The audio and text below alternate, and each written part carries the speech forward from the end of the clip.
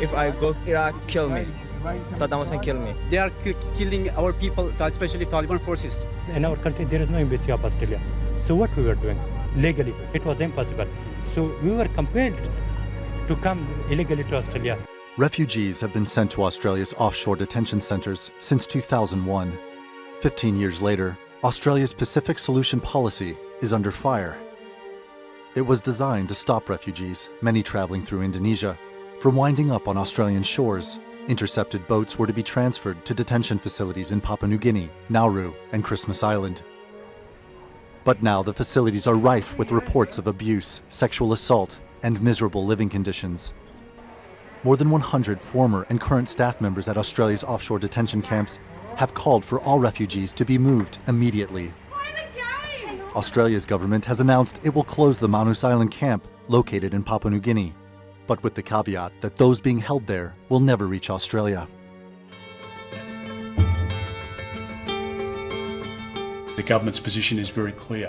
That is that we are not going to accept people that have sought to come to our country illegally by boat. They will not settle permanently in our country. Immigration in Australia is one of its most hotly contested issues.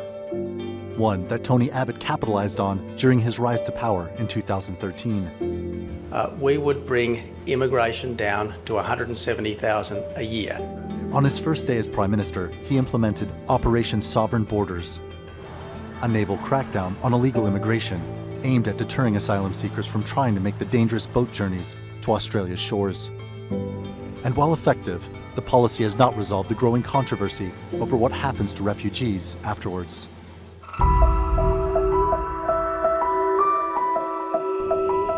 Critics say Australia's offshore detention facilities are in effect prisons. Transparency is an issue. Journalists are no longer allowed access to them. A recent expose about the Nauru facility in the Guardian newspaper detailed thousands of reports of rape, abuse, squalid living conditions, and attempts by detainees to harm themselves. We are extremely concerned about the serious allegations of violence, sexual assault, degrading treatment, and self-harm contained in more than 1,000 incident reports from the offshore detention facilities on Nauru, many of which reportedly involve children.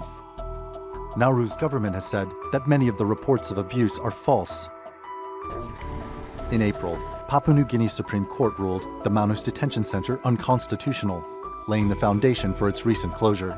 And while the Australian government has said it will relocate the 800 people held there, when and where they will go is unclear, as is the fate of detainees held at Australia's other offshore detention centres.